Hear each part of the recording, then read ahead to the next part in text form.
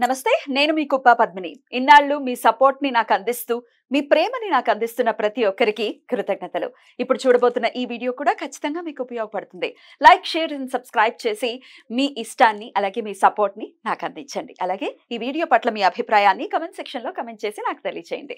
నమస్తే. నమస్కారం. రేపటి విశిష్టతని ఒకసారి చూద్దాం. రేపు 1వ తారీఖు ఫిబ్రవరి నెల 2025వ సంవత్సరం శనివారం. శ్రీ క్రోధినామ సంవత్సరం ఉత్తరాయణం శిశిర ఋతువు శ్రవణాకార్తె.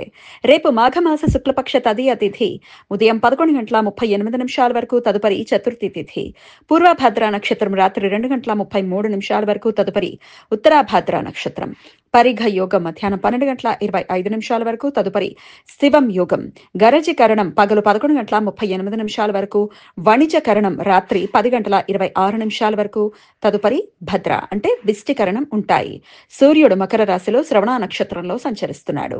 చంద్రుడు కుంభరాశిలో సాయంత్రం 8:58 వరకు, తదుపరి మీనరాశిలో సంచరిస్తాడు.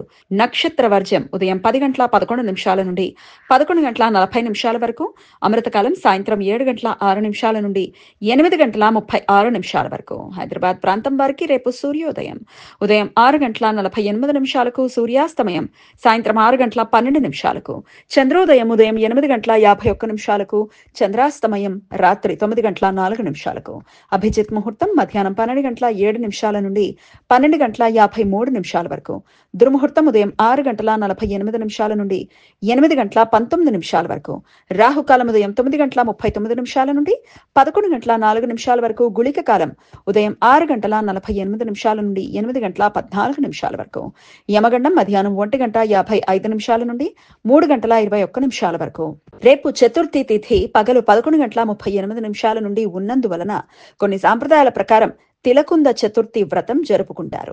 దీనినే వరద చతుర్థి అని కూడా పిలుస్తారు. మన దేశంలో కొన్ని ప్రాంతాలలో మాఘమాస శుక్లపక్ష చతుర్థి తిథి రోజును గణేష జయంతిగా జరుపుకుంటారు. గణేష జయంతిని దేశంలోని ఎక్కువ ప్రాంతాలలో భాద్రపద మాసంలో జరుపుకుంటారు. కానీ మహారాష్ట్ర, కొంకణ్ తీర ప్రాంతంలో ఎల్లుండి గణేష జయంతిగా జరుపుకుంటారు.